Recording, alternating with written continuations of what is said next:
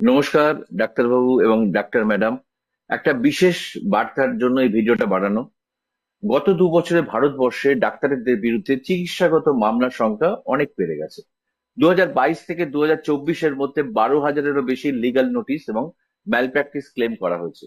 এইসব মামলায় গড় ক্ষতিপূরণের দাবি ছিল 25 থেকে 50 লক্ষ টাকার মধ্যে, এবং অনেক ক্ষেত্রে তা 1 কোটি টাকাও ছাড়িয়েছে। ঠিক এই কারণে আজকের দিনে একজন ডাক্তারের জন্য প্রফেশনাল ইনডেমনিটি ইন্স্যুরেন্স অপরিহার্য। কেন এটা এত গুরুত্বপূর্ণ? কারণ একটা অভিযোগ, সত্য হোক বা মিথ্যা, আপনার কেরিয়ার, সম্মান, মানসিক শান্তিকে প্রভাবিত করতে পারে। এই পলিসি কি কি কভার করে? কোর্ট কেস বা আইনি খরচ, ক্ষতিপূরণ বা কম্পেনসেশন, পেশাগত ভুল বা অবহেলা, ভুল ডায়াগনোসিস, সার্জারি জটিলতা। কারা কারা এই পলিসি নিতে পারেন? General physician, surgeon, specialist, dentist, consultant, যে কোনো রেজিস্টার্ড ডাক্তার।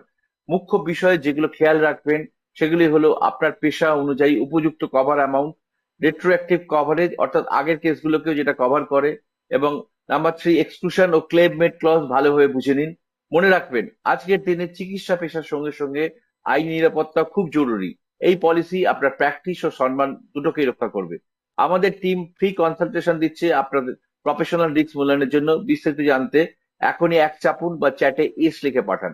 আপনার সুরক্ষা, আপনার পেশার আত্মবিশ্বাস। ধন্যবাদ এবং ভালো থাকবেন ডাক্তারবাবু। নমস্কার।